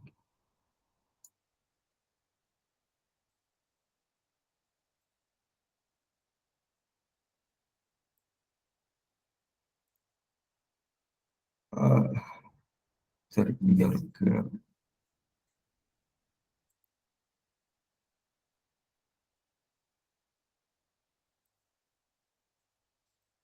அதாவது உண்பது உடுப்பதும் தொழிற்பெயர். அதாவது தொழிற்பெயர் நாம் சொல்றோம், அல்லது வினையாளனை பெயர்னு சொல்லுவாங்க, வினைமுற்று பெயர் சொல்லுவாங்க. செய்யப்படும் பொருள் உடுக்கப்படுவதும். அப்புறம் இதுல உடுப்பதும் உண்பதும் ஒரு இன்னிசை அளபடைன்னு சொல்றோம். இன்னிசை அளபடைக்கு தேவையில்லை, யாப்புக்கு தேவையில்லை, இன்னிசைக்காக சொல்றாரு. காக்கும் என்று சொல்லுவாங்க. காக்குன்னு சொன்னா ஒரு ஒலி ஏற்றத்தாழ்வு, அதன் மூலமாக ஒரு பொருளை வேறுபடுத்தி சொல்றது. உடுப்பதும் உண்பதும் அப்படிங்கிற மாதிரி ஒரு ஒரு அலட்சிய பொருள், அவனுக்கு ஒண்ணுமே கிடைக்காது அப்படிங்கிற ஒரு துணி வருகிற மாதிரி அவர் சொல்றத நம்ம எடுத்துக்கலாம். உண்பதும் அப்படிங்கிறதா உண்ணப்படுவதும் படுவதும் சொல்றது ரொம்ப முக்கியமான அப்படி பொருள் எழுதுகிற முறையை நீங்க கவனித்துக் கொள்ள வேண்டும். ஒரு சொற்களுக்கு பொருள் எழுதுகிற முறை, அதாவது இலக்கண பொருள், இலக்கண வடிவங்களுக்கு சொற்பொருள் வடிவத்திலே பொருள் சொல்லுகிற ஒரு முறை பார்க்க. இன்றி கெடும் கெடும். இதுல இலக்கண பொருளை விளக்கும்படி அகராதி பொருள் தந்து பொருள் எழுதுதல் இது உதாரணமா சொல்லலாம். பெயரச்சம் வினயமுற்று பெயர்கள் எல்லாம் இதுல எல்லாம் பார்க்கலாம். பெயரச்சம் எந்த காரணத்தில் என்ற இலக்கண பொருளை விளக்கும்படி அகராதி பொருள் பதவி எழுதுவதற்கு இது பெயரச்சம் இல்லை, இது தொழிற்பெயர் இருக்கும். இது காட்டு. ஏனென்றால் தொழிற்பெயர் போடணும், இது பெயரச்சம் தவறு. சரி, தொழிற்பெயர்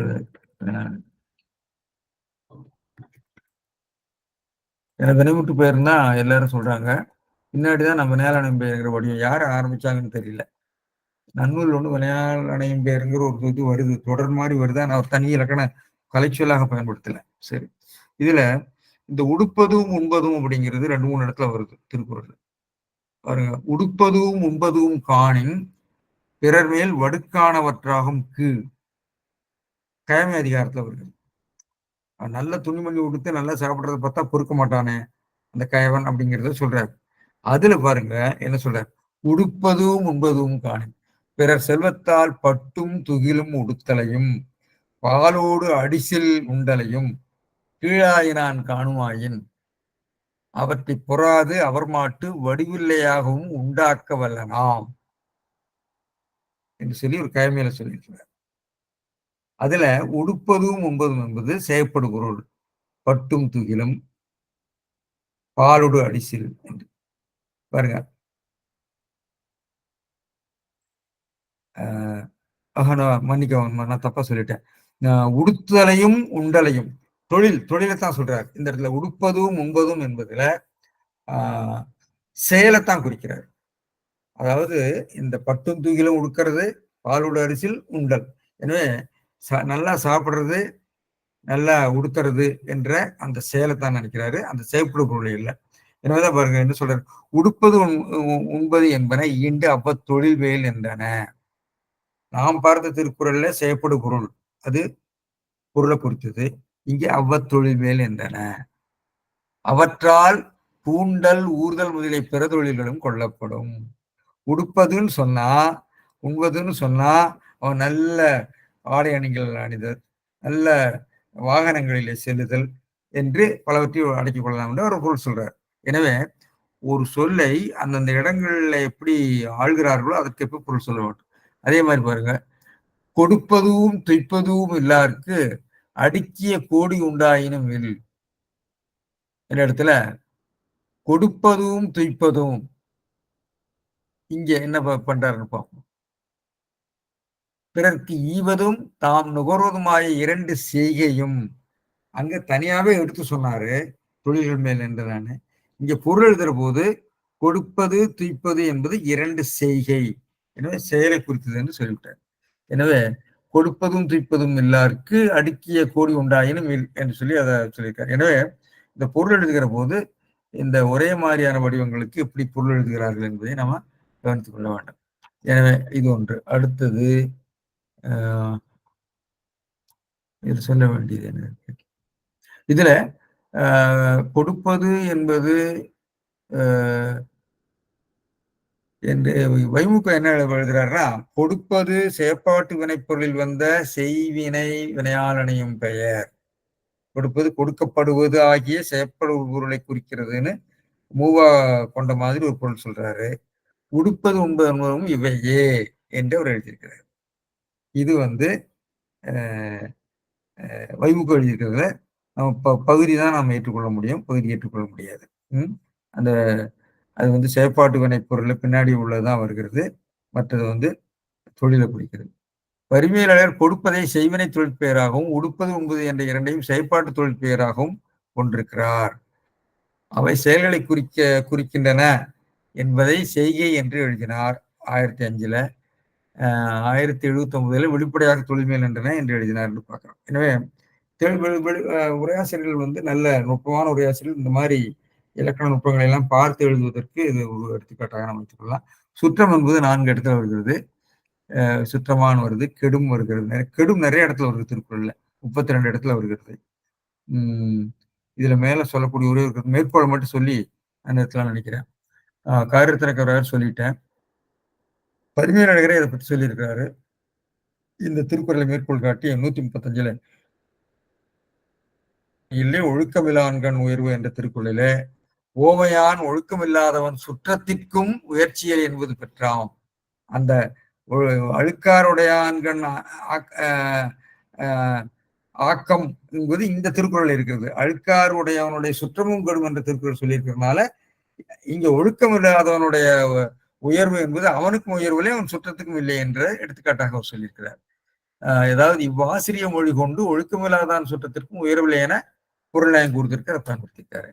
காரிய ரத்தினக்கவராயர் நான் சொன்னேன் முதல்ல. உடுப்பது உண்பது கற்றது, கற்றதனாலாய பயனா கற்ற நூல்கள்னு செயற்படு பொருளாக பொருள் எழுதியிருப்பாரு. உடுப்பது உண்பது என்பன செயற்படு பொருளாதல் போல் அன்றி 1079வது குறட்பாவில் அவை தொழில் மேல் நின்றன என்பதற்கும், பிரயோக வேகம் இலக்கண கொத்து பெயரடியாக பிறந்த வினை, அதாவது அழுக்க ஆறு என்ற பெயரிலிருந்து அழுக்கறுதல் அழுக்கற்று என்ற வினை வடிவம் வந்ததாக அவர் எழுதியிருக்காங்க. அதே மாதிரி பிரயோகத்துல வினைமுற்று பெயரின் இலக்கணம் வினைமுற்று பெயரை வினையாளனையும் பெயர் என அழைப்பதும் உண்டு. அது வினைமுற்று பெயர் தான் அவர் சொல்லுவாரு. வினைமுற்று பெயர் செயற்படு பொருளாகவும் வந்தமைப்பு, இது செயற்படு பொருள். பிரயோகத்துல மறுபடியும் வருகிறது.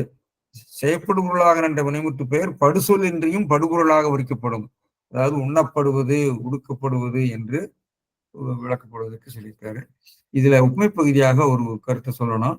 கம்பராமாயணத்துல வேள்வி படலத்தை ராமனுக்கு மகாபலியின் கதையை சொல்லும் விஸ்வாமித்திரர், மகாபலி தன்னுடைய குலத்துக்கு ஆசிரியராம் சுக்கராச்சாரியரை பார்த்து இவ்வாறு கூறுகிறார்: எடுத்து ஒருவருக்கு ஒருவர் ஈவதனின் முன்னம் தடுப்பது எனக்கு அழகிதோ தகவுயில் வெள்ளி, கொடுப்பது விலக்கு கொடியோ உனது சுற்றம் உடுப்பதும் உண்பதும் இன்றி விடுகின்றாய் என்று சொல்லி அவர் சொல்றார். அதாவது மகாபலியினுடைய கதையில மகாபலி வந்து திருமாலுக்கு அந்த நாட்டை கொடுக்கிற போது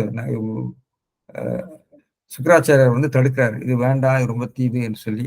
அப்பொழுது அது விளக்குவது நீ வந்து தவறு என்று சொல்லி அது அந்த இடத்துல கம்பர் இந்த திருக்குறளை பயன்படுத்தி இருக்கிறார் என்று சொல்லி எல்லாரும் எடுத்து காட்டுவார்கள். வள்ளுவனின் குரல் கருத்துக்களை குரல் சொல்லும் குரல் சொற்களிலேயே கம்பன் வெகு பொருத்தமாக பல இடங்களில் பயன்படுத்தியுள்ளார் என்று சொல்லுவாங்க. திருக்குறள் குமரேச வெண்பாவில் சிசுபாலன் கதையை சொல்றாங்க. சிசுபாலன் கதை, சிசுபாலன் கதையில கண்ணனை அவன் எப்பொழுதுமே கண்ணன் மேல் பொறாமை, அவனுக்கு தாயாரி மூல ஒரு உறவுனால இந்த போட்டியில கடைசியில சிசுபாலனும் சிசுபாலன் வதம் என்பது மகாபாரதத்துல வரக்கூடியது. அதை சொல்றார்: சீரித்தடுத்த சிசுபாலன் சுற்றம் ஏன் கூறுபட்டு தாழ்ந்த குமரேசா தேறி கொடுப்பது அழுக்கிருப்பான் சுற்றம் உடுப்பதும் மின்றி கிடும் சொல்லி சிசுபாலன் வதத்தை இதற்கு எடுத்துக்காட்டாக நம்முடைய ஜெகவீர பாண்டியனார் அமைத்திருக்கிறார். இவ்வாறு சொல்லி இதை நாம நிறைவு செய்யலாம்னு நினைக்கிறேன். நன்றி, வணக்கம்.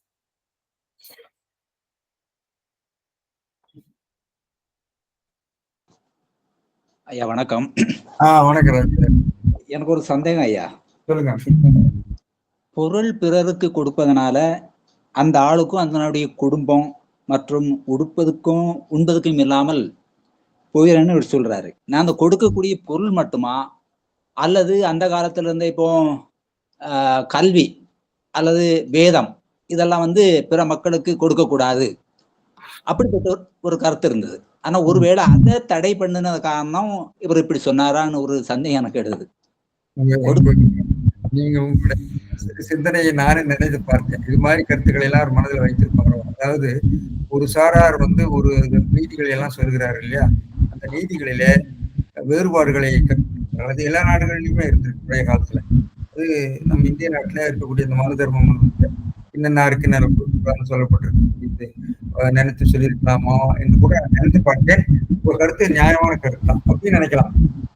அவர்கள் எல்லாம் நினைத்து, அதாவது திருக்குறள் இருக்கக்கூடிய ஒரு கருத்துக்கு ஒரு எதிரொலி எங்கோ இருக்கிறது என்ற ஒரு உணர்வை நீங்க சொல்றீங்க, அப்படித்தானே? ஆமா, சரிதான். நீங்க கருத்து சரிதான், நல்ல கருத்து. ஆனா இவர்கள் சமணர்களையும் பௌத்தர்களையும் சொல்றது எனக்கு மிகவும் வருத்தமாக இருக்கு. இந்த பக்தி இலக்கியக்காரர்கள் இவ்வளவு காழ்ப்புணர்ச்சியோடு கருத்துக்களை எல்லாம் எழுதி வைத்திருக்கிறார்கள் என்பது மிக வருத்தமாக.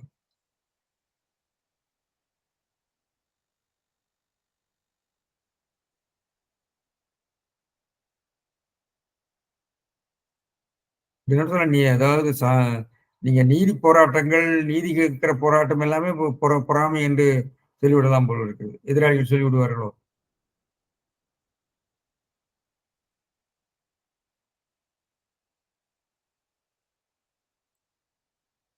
வழக்கமா அந்த பொது உடைமை இயக்கத்தை பத்தி ஒரு கருத்து, ஒரு பாமரத்தனமான ஒரு பொது கருத்து மக்கள்கிட்ட உண்டு. ஒரு என்ன சொல்றது, ஒரு பாமரத்தனமான கருத்துன்னா வந்து கம்யூனிஸ்டுகள் வந்து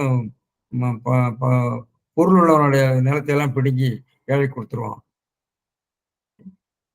அதான் ஏற்றலும் ஈட்ட வகுத்தலும்னு திருவள்ளுவரே சொல்லியிருக்காரு. அதனால இப்படி நம்ம கொச்சத்தனமா சொல்லக்கூடிய எல்லா கருத்துக்களையும் நம்ம எந்த கருத்தையுமே நம்ம வந்து ஆராய்ந்துதான் ஏற்றுக்கொள்ள வேண்டும். ஒருத்தர் சொல்லிட்டாங்க, ஒரு நூல் இருக்குது, ஒரு கதையில் இருக்குது அப்படிங்கிறதுக்காக நம்ம ஏற்றுக்கொள்ளணும்னு அவசியம் இல்லை. ஒரு காலத்துக்கு ஏற்ப அந்த கருத்துக்கள்லாம் மாறும். வினையஞ்சு கிளவிக்கு வினையும் குறிப்பும் அதுலையா வினைக்குறிப்பு எஞ்சின் என்றதை தானே சொல்றீங்க. ஆமன் அது வந்து இவர் சார் நம்முடைய தெய்வச்சிலையார் உரை. சரிங்க சார். ஆனா ஆம்ங்கிறத வினை குறிப்புன்னு எடுக்கலாமாங்க சார்? அவர் எழுதியிருக்காரு. இதுக்கு அற்றார் அழிவசு தீர்த்தல்ங்கிறதுக்கு அந்த விளக்கத்துக்கு அற்றார் அழிவசு தீர்த்தல் அகுதருவன் பெற்றான் பொருள் வைப்புழி ஆம். பெற்றான் ஆம் என உரைக்க வேண்டியதில் ஆகும் என்னும் வினைக்குறிப்பு எஞ்சி நின்றது. அவர் இந்த ஆம் அப்படிங்கிறது இந்த காப்புலா அப்படிங்கிற அர்த்தத்துல சொல்றாருன்னு நினைக்கிறேன். சரிங்க சரிங்க. புரியுதா? அப்படித்தான் எனக்கு தோணுது. நீங்க கேட்ட கேள்வி நல்ல கேள்வி. அது முக்கியம், நான் கவனிக்கல. அந்த ஆம் அப்படிங்கிற அது முக்கியமான கருத்தா தான் இருக்கு இல்லையா? தெய்வச்சிலையார் கொஞ்சம் வித்தியாசமா சிந்திப்பார். சரிதாங்க சார். சரிங்க சார். அதை நீங்க பாருங்க. நீங்க லெக்சிக்கல் என்ன கொடுத்துருக்காருன்னு பாருங்க. மாதேன் சார் இருந்தாருன்னா அவர் சொல்லுவாரு. பாக்கலையா? ஆம் அப்படிங்கிறது தனியா கொடுத்து மாதேன் சார் சொல்லுங்க சார். இந்த ஆம் ஆகும்னு அட்வர்ப்னு போட்டிருக்காங்கல்ல சார். ஆமா சார். அது தவறான இலக்கண குறிப்பா இருக்கு. அப்படியா? ஆமா. சம்மதம் காட்டும் சொல்லுன்னு தான் இருக்கு. சம்மதம் காட்டும் சொல் அப்படின்னு கொடுத்திருக்காங்க. ஆகும் ஆம் ஆம்னு சொல்றோம் இல்லையா? ஆமா ஆமா. அத சம்மதம் காட்டும் சொல்லுன்னு கொடுத்து எஸ் அப்படின்னு கொடுத்திருக்காங்க. எஸ்ங்கிறது இங்கிலீஷ் அட்வர்பா வருமோ? அட்வர்பா வராதே சார். தவறான இலக்கண குறிப்பா. அப்படியா? நீங்க கிரியாவில பாத்தீங்களா? கிரியாவில நிறைய இருக்கு. கிரியால இருக்கு, நிறைய இருக்கு. கிரியாவில ஒரு தடவை நான் பார்த்தேன். கிரியாவில வந்து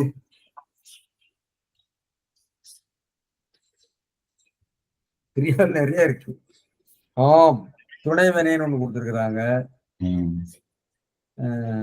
இடைச்சொல் கண்டிக்கப்படலாம் இடைச்சொல் கொடுத்திருக்கிறாங்க. ஆமா.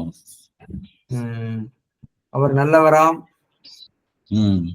இடைச்சொல்ல கொடுத்து இது தம்பியா? என் தம்பிதான். ஆம் என் தம்பிதான். இடைச்சொல் இடைச்சொல் அப்புறம் துணைவனேன்னு கொடுத்திருக்காங்க. இவங்க அவர் வந்து வினைக்குறிப்புன்னு சொல்றாரு. இணைப்படை சொல் இணைப்படை சொல்னு கொடுத்திருக்காங்க. ஓஹோ. இல்ல இப்ப அவர் சுட்டிக்காட்டுறது தெய்வ சிலையார் வந்து ஆம் என்பது குறிப்பு வினைக்குறிப்புன்னு சொல்றாரு இல்லையா? அதான் சுட்டி காட்டுறாரு. சொன்னீங்களோ? ஆமா, அது மாதிரி இருக்கலாம்னு அர்த்தத்துல சொல்லியிருப்பாரோ? வராது சார். அப்படி வருமானு. அதாவது சார் அற்றார் அழிவு சீர்த்தல் பெற்றானாம் பொருள்வை புழி பெற்றான் பொருள்வை புழி ஆம் ஆகும் ஆகும்ங்கிற பொருள் அப்படி வருமானு தெரியல. நான் யோசிக்கணும். பார்க்கணும் சார். பார்க்கணும். பொற்கோ சார் அதை பத்தி எழுதியிருக்காரு. பொற்கோர் கட்டுரை இருக்கு இல்லையா? ஆமா ஆமா. அது மோகன்ராஜ் கணேமா தெரியும் அந்த கட்டுரை. தெரியும் தெரியும். இதுல ரெண்டு பிரச்சனைகள். ஒண்ணு சார், இந்த குரல்ல கொடுப்பது அழுக்கறுப்பானா அத ஒருத்தர் மணக்குடவர் வந்து கொடுப்பதனை அழுக்கறுத்தல் அப்படின்னு எடுத்துக்கிறாரு. அழுக்கறுத்தல் என்பது செய்யப்படுபொருள் குன்றிய வினை தானே. குன்றிய வினை. ஆனா அதுக்கு எப்படி வந்து ஒரு ஆப்ஜெக்ட போட்டாரு? அவர் வந்து கண்ணுன்னு தான் போடுறாரு. இவர் கண்ணு அவருக்கு ரொம்ப கவனமா இருக்காரு. அதனாலதான் கண்ணை கொண்டு வர்றாரு. அது நீங்க அந்த கருத்து நீங்க சொல்ற கருத்து முக்கியமான கருத்து தான். அது அந்த ஒழிதல்னு போடுறாரு சார். ஆமா. பரிமேலழகர் குடிக்கிறாருல்ல. ஆமா. ஒழிந்தும் ஒழிந்தும் வழுக்கியம் வழுக்கியம் என்பது வழுக்குதல் என்பது அதுவும் டிரான்சிட்டிவ். ஆனா லெக்சிகன்ல டிரான்சிட்டிவ்னு கொடுத்திருக்காங்க. ஆமா, அவரை வழுக்கியும் ஒன்னாரை வழுக்கியும் அதே நான் யோசிச்சேன். நீங்க சொன்ன மாதிரி ஒன்னாரை வழுக்கியும் வழுக்கியும்னா எப்படி சார்? ஒன்னாரை தப்பியும் பொருள் இருக்காரு. ஒழிதல்ல அந்த பொருளே கிடையாது. ஒழிதல் பதிவுல. ஆனா நீங்க வந்து பொருள்ல வந்து தப்பியும்னு வரும் பாருங்களேன். அது எதுல வருது? ஒன்னார் டு எக்ஸம்ப்ட் டு கீப் அட். ஆமா, டு எக்ஸம்ப்ட் டு கீப் அவுட். ஆமா, இதே தான் கொடுத்திருக்காங்க. ஒன்னார் வலிக்கும்ங்கிறதுக்கு ஒழிதல் அப்படின்னு பொருள் கொடுத்திருக்காங்க. ஒழிதல்னா என்ன பொருள் சார்? ஒழிதல் பதிவுல இந்த பொருளே கிடையாது. இல்ல, அவனை ஒழிந்தும் சொல்லாமல்ல சார்? அவனை ஒழிந்தும்னு வராது சார். அவனை தவிர்தல் பொருள்ல வரணும். அது ஒழிந்தும்னு வரும் இல்ல உங்களுக்கு? அவனை ஒழிந்தும் அது வராது சார். உன்னை ஒழிய வேறொருவனை காண்கிறேன்னு நம்ம பாடம். தவிர்தல் பொருள் இருக்கு. ஒளிதல்ல தவிர்தல் பொருள் இருக்கு, அது இன்ட்ரான்சிட்டிவ் தான் கொடுத்துருக்காங்க. இன்ட்ரான்சிட்டிவ்ல வரும் இல்லையா? அப்ப வழுக்கியும் அப்படிங்கிறது இன்ட்ரான்சிட்டிவ்ல வரும், ஆனா டிரான்சிட்டிவ்ல வராது. அவன் டிரான்சிட்டிவ்னு பொருள் கொடுத்துருக்காங்கல்ல. ஆமா, இது டிரான்சிட்டிவ்னு போட்டு எக்ஸம்ட்னு கொடுத்துட்டு ஒழிதல் டிரான்சிட்டிவ். தவிர்ந்தும் ஆனா தவிர்ந்துங்கிறப்ப உங்களுக்கு டிரான்சிட்டிவ் வருமல்ல சார்? தவிர்ந்தும் இல்லையோ, தவிர்த்தல் தான் அது. சரி சரி, ஒழிந்தும்ங்கிறப்ப அதை ஒழிந்தும் அதை சொல்லலாம்ல சார்? ஒழிந்தோம்னு வரல சார். உன்னை ஒழிய அப்படிங்கிறப்ப என்ன உன்னை சொல்லுவீங்க? தவிர, உன்னை தவிர தான் வரும். உன்னை தவிரங்கிறப்ப அந்த வழிக்கு தானே. நீ நீங்களாகன்னு தானே அர்த்தங்க. உன்னை நீங்க, உன்னை நீங்கன்னு வராது. அப்போ ஏன் உன்னை வருது? உன்னை ஒழிய வேறில்லை, உன்னை தவிர வேறு இல்லை. அதான் சார், தவிர வரும்போது வரும். ஆனா நான் நீங்களாக அப்படிதான் வரும். நான் என்னை நீங்களாகன்னு சொல்ல மாட்டோம். அது நான் அல்லாமல் அப்படிதான் சொல்லுவோம். என்னை அல்லாமல் பொதுவா சொல்றது இல்ல. தவிரக்கு வரும். என்னை தவிர மற்றவர்களை மட்டும். உன்னையலால் வேறு தெய்வம் இல்லை, அது வேற, அது வேற. உன்னை அல்லால் வரும், அதுவும் தவிர தான் பொருள் வரும். உன்னை அல்லால் அப்படின்னா உன்னை தவிர, நீ நீங்களாகங்கிற பொருள் தான் அதுல வரும். ஆனா ரெண்டு ஃபார்ம்லயும் வருது. நீ எல்லாம் என்னால் இருக்க முடியாது, உன்னை அல்லாமல் சிக்கலுக்குரியதாவே இருக்கு சார். அந்த இந்த அழுக்கறுதல் அழுக்கறுத்தல் ரெண்டு பதிவு இருக்குல்ல சார்? ஆமா ஆமா, ரெண்டுமே இன்ட்ரான்சிட்டிவா தான் பயன்படுத்தியிருக்காரு. ரெண்டுமே இன்ட்ரான்சிட்டிவ் தான். ஆமா, காம்பினேஷன்ல வந்து அந்த அறுத்தல் ரெண்டுமே, அறுத்தல் என்பது இன்ட்ரான்சிட்டிவா தான் சொல்லியிருக்காரு. அறுதல் தான் இன்ட்ரான்சிட்டிவ், அறுத்தல் டிரான்சிட்டிவ். அழுக்கறுப்பான்னு வருது சார். அழுக்கறுப்பான் சரிதான் சார். அழுக்கறுப்பான்னு என்ன பொருள்? பொறாமைப்படுதல் தானே. பொறாமைப்படுவான், அதை நான் இன்ட்ரான்சிட்டிவ் எழுதி வச்சிருக்கிறேன். அது சரிதான் சார். லெக்சிக்கல் இன்ட்ரான்சிட்டிவ் தான் ரெண்டுமே. அழுக்கறுதல் அழுக்கறுத்தல் ரெண்டுமே கிராஸ் ரெஃபரன்ஸ் கொடுத்து அழுக்கறுத்தல் பொது பொருள் கொடுத்திருக்காங்க. ஆமா ஆமா. ஆனா அறுத்தல் என்பது டிரான்சிட்டிவ் வெர்பு. இதுக்கு எப்படி இந்த பொருள் வந்ததுங்கிறது தான் பிரச்சனை. அதாவது காம்ப்ளிகேட், அவரே சொல்றாரு. முதல்ல போன வகுப்புலயே சொன்னீங்க. ஆமா, ரெண்டுமே ஒன்றுன்னு சொல்லுவாரு. ரெண்டு ஒன்னா இருக்கு. இங்க வருகிற பொழுது அந்த அரு என்பது அற்றான் அருகிறான்னு இந்த 6th கேஸ்ல 6th கேட்டகரியில வரும். விடு விட்டான் போல வருது. அது 4வது கேட்டகரியில ஒரு அருந்ததுன்னு வரலாம். அது மாடர்ன்னு சொல்லிடுறாங்க. அருந்தது அற்றது பழைய ஃபார்ம்ங்கிறாங்க. ஆனா ரெண்டும் ஒன்னு இன்ட்ரான்சிட்டிவா இருக்கு, ஒன்னு டிரான்சிட்டிவா இருக்கும்போது ரெண்டும் இந்த இடத்துல இன்ட்ரான்சிட்டிவா தான் இருக்கு. ஆமா, 11 அழுக்கறுதல் அழுக்கறுப்பான். அவரு பாவாணர் என்ன சொல்றாருன்னா உருவுல இருந்து வந்திருக்குங்கிறார். அழுங்குங்கிறது அழுக்குறுதல் அழுக்கறுதல்னு வந்துருச்சு அப்படிங்கிறார். அதனால இந்த ஃபார்முக்கும் அந்த அறுதல் அறுத்தல் ஃபார்முக்கும் இதுக்கும் சம்பந்தமே இல்லாம இருக்கு. தெரியல, அது ஏதோ ஒரு திரிவுகள் ஏற்பட்டிருக்கு இல்லையா? ஏதோ திரிவு ஏற்பட்டிருக்கு. ஏன்னா இதுக்கு வந்து ஏதோ சிக்கல் இருக்கு. அதுல என்ன எந்த மாதிரி ஃபார்ம் ஆச்சுன்னு இந்த ஃபார்ம் வந்து திருக்குறளை தவிர வேற எங்கேயும் இல்லை. அப்புறம் நான் சொன்ன அல்கஜான்னு என்னமோ சொல்றான், கன்னடத்துல இது கேட்ட மாதிரி கன்னடத்துல போட்டிருக்காங்க. ஆமா, அது என்னன்னு போட்டிருக்கான். ஆமா, அதெல்லாம் எப்படி ஃபார்ம் ஆச்சுங்கிறது தான் தெரியல. இந்த இல்ல ஒரு ஒரு உருவாக்கி கொண்ட வடிவமா இருக்கலாம், அல்லது ஏதாவது ஒரு அழுக்குனாவே பொறாமைன்னு இருக்கு. ஆமா, இப்ப அறுதல்னா அறுதலுக்கு வந்து தங்குதல் நட்பு செய்தல்னு பொருள் வேற இருக்கு. அறுதல்ல லெக்சிகன்ல தங்குதல் அப்புறம் நட்பு செய்தல் 2 பொருளை கொடுத்திருக்காங்க. அந்த பொருள் அறுதலுக்கு எப்படி வந்ததுன்னு தெரியல. அப்ப அதோட தொடர்புபடுத்தி பார்க்க முடியுமான்னு தெரியல. தக்க வைத்துக் கொள்ளுதல் பொருள்ல அழுக்குனாவே பொறாமைன்னு பதிவு இருக்கு. அப்ப அழுக்கருன்னு சொன்னா பொறாமை தவிர்தல். அவரு ராமானுஜன் சார் கேட்டார்ல போன முறை. அறுத்தல்னா இல்லாமல் போதல் தானே. இது ஒரு ஆராய்ச்சிக்குரிய விஷயம்தான். ரொம்ப சிக்கலான ஃபார்மா இருக்கு. ஆமா. அழுக்காற்றின் நல்லவை செய்யார். அழுக்கறுப்பான், அழுக்கற்று. அழுக்கற்றுன்னு வருது. அழுக்கற்று அகன்றாரும் இல்லை. ஆமா, அடுத்ததுல வருது. ஹிஸ்டாரிக்கல் லிங்குஸ்டிக்ஸ் இருந்தா நமக்கு இந்த பிரச்சனைகள் எல்லாம் தீரும். ஆமா, அந்த ஃபார்ம் வந்து வேற எங்கேயுமே வரல சார் அது. ஃபார்ம் நம்ம அட்டஸ்ட் ஆகல. வரலாற்று அகராதியில பார்க்கணும். அது பாத்தீங்களா சார்? வரலாற்று அகராதி யாருடையது? இது இது சாந்தி சாதனம்.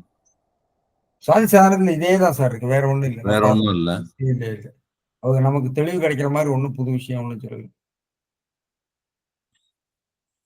இதுல இது ஒரு நிகண்டுல இருக்கு அந்த வடிவம், ஒரு இடத்துல சொல்லிப்பாரு. இந்த ஒன்னார் வழுக்கியும் கேடு என்பது அது எப்படி சார் பொருள் கொள்ளுவது? அதான் நான் சொன்ன பாருங்க, ஒன்னார் வழுக்கியும் கேடு என்பதற்குன்னு சிலர் சொல்றாங்க.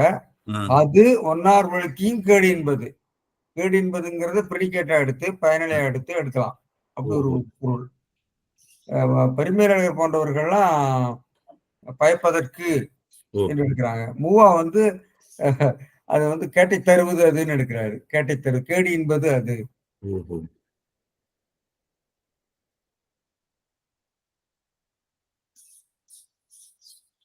ஒன்னார் ஒழியே தானே சார் வரும் அது.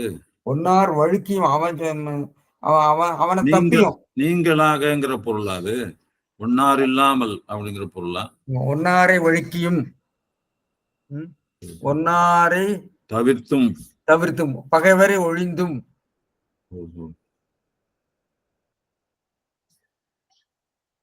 ஒன்னாரை ஒழிந்தும் சிக்கலான தொடரா இருக்கு.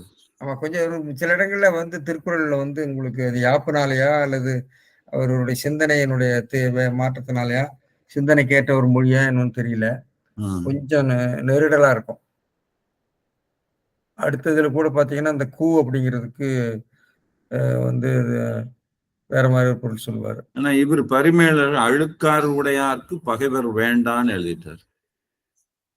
வழுக்கார் உடையாருக்கு பகைவர், அது வந்து அவர் ஒரு உட்பொருளா சொல்றாரு, விளக்க பொருளா இருக்கு. வழுக்காறு கேடு பயப்பதற்கு அதுதானே அமையும், அதான் இருக்கிறது, அது வேண்டாம் அப்படிங்கிறது ஒரு போந்த பொருளா எடுத்துக்கிறாரு. அழுக்காறு பகைவரை ஒழிந்தும் கேடு பயப்பது ஒன்று ஆகலின் அப்படின்னு இருக்கிறார். ஆமா, மேல கொண்டு போயிடுறாருல. பகைவரை தவிரங்கிற பொருள்ல தானே சார் வரும். பகைவரை ஒழிந்தும் கேடு பயப்பதற்கு அதுதானே அமையும். பகைவரே இல்லாமல்ங்கிற பொருள்ல. பகைவர் இல்லாமலே, பகைவர் இல்லாமலேங்கிற பொருள்ல தான் வரணும். ஆமா, ஒன்னார் வழிக்கும் அதான் பொருளா எடுக்கணும். ஆமா, ஒன்னாரை வழிக்கியும். இப்ப லெக்சிகன்ல கொடுத்து தப்பா? என்ன பொருள்? ஒழிதல். இந்த குறளை கொடுத்து எக்ஸாம்ட்னு கொடுத்துருக்காங்க. ஒழிந்தும் அப்படிங்கிறது எக்ஸாம்ட் தானே? அதுதான் பிரச்சனையா இருக்கு சார். ஒழிதல் அந்த பொருளே இல்ல. ஒழிதல்ல நம்ம சொல்லுவோம்ல சார், உன்னை ஒழிதல் அது இல்ல. லெக்சிகன்ல அந்த பதிவுல எல்லாம் இன்ட்ரான்சிட்டிவ் மீனிங் தான். அப்படியா? அது எப்படி ஏதாவது விடுபட்டு தெரியல. வேற எங்காவது பின்னாடி இருக்கான்னு பார்க்கணும் சார். பார்க்கணும். ஒழியனா? ஓஹோ, ஒழியங்கிறதுல வந்து இந்த பொருள் வரலைங்கிறீங்களா? டிரான்சிட்டிவ் பொருளே வரலைங்கிறீங்க. ஆமா, ஒழிதல் ஒழித்தல்ல வந்துடும். அதுல வந்துடும். ஓஹோ, ஒளிந்தும்னு தான் கொடுத்துருக்காரு, ஒழித்தும்னு இல்ல. ஓஹோ, ஒழித்தும்னு எழுதுனா சரியா இருக்குமா? இல்ல, ஒளிந்தும் தானே இருக்கு. ஒளிந்தும்னு தான் இருக்குது. அது கொஞ்சம் பார்க்கணும் சார். பார்க்கணும். தமிழ் மெக்சிகன்ல சில வேளைகள்ல அவங்க ரொம்ப நுட்பமா தான் பார்த்திருக்காங்க. நுட்பமா தான் பார்த்திருக்காங்க. அது ஒன்றும் தவறு இல்லை. நிச்சயமா அதை விவாதம் பண்ணி தான் எடுத்திருக்கிறாங்க. நம்ம விடுபட்டுருக்கலாம். அதாவது சில வேளைகள்ல ஏன்னா இவ்வளவு டேட்டா எல்லாம் அவங்க கையில அப்ப கிடைக்கல இல்லையா? இண்டெக்ஸ் ஆகி லெக்சிகன் உருவான காலத்துல இதெல்லாம் இல்ல, இவ்வளவு வசதிகள்லாம் இருந்தா எவ்வளவு நல்லா பண்ணிருப்பாங்க. இன்னைக்கு இருக்கிற ஃபெசிலிட்டிஸ் அன்னைக்கு இல்லையா சார்? இன்னைக்கு பர்ஃபெக்ட்டா செஞ்சாங்க. என்ன சொல்ற நூல் வல்ல ஆசிரியர்களை கூப்பிட்டு ஐயா இந்த சொல்லுங்க இலக்கியத்துல வருதானு தான் தேட சொல்றதுக்கு. இப்பவே நம்ம தடுமாறுறோமே. இப்ப நான் வந்து காஞ்சி புராணத்துல கரிகாலன் எங்கெல்லாம் வருதுன்னு பார்க்கலாம்னா அதுக்கு இண்டெக்ஸ் இல்லை. அது சர்ச் போட்டா அதுக்கு கிடைக்க மாட்டேங்குது. சொல்றேன் நாம தடுமாறுறோம் இல்லையா இன்னைக்கு. ஆனா இது நமக்கு எத்தனையோ பல கருவிகள் நூல்கள் வந்திருக்கு. இப்ப பாண்டியராஜன்லாம் ரொம்ப வசதியா இருக்கு பாக்குறதுக்கு. அது பரவாயில்ல. அது மாதிரி எல்லாத்துக்கும் பண்ணணும் சார். அவர்ல நம்ம பல்கலைக்கழகங்கள் செய்யணும். ஒரு வேர்டு ஃபைலா இருந்தா கூட நம்ம சர்ச் போட்டு எடுத்துடலாம் சார். பண்ணிடலாம். எல்லாம் பிடிஎஃப் கிடக்கு. இது இந்த தமிழ் பல்கலைக்கழகம் உருவான காலகட்டத்துல கம்ப்யூட்டர் சென்டரா வச்சுட்டு உங்க பேராசிரியர் வாய் சுப்பிரமணியன் தான் யாரும் அந்த பக்கம் போகவே கூடாதுன்றார்.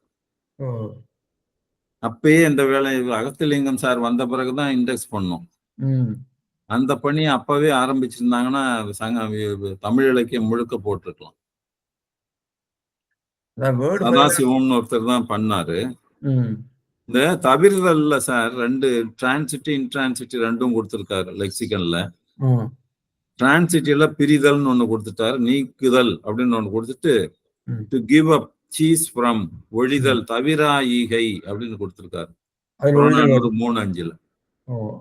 அங்க வந்து கிவ் அப்னு போட்டு டிரான்சிட்டிவ்னு கொடுத்திருக்காங்க. அதுக்கு என்ன சார் கிவ் அப் சீஸ்னா ஒழிதல் தான் பொருள், இல்லாமல் போதல். ஆமா, அது தவிரா ஈகை. அதை ஒழிந்தும் எடுக்கணும். அதை நீங்கியும் அதை விட்டும் அதை ஒழிந்தும் அதுவும் சிக்கலா தான் இருக்கு.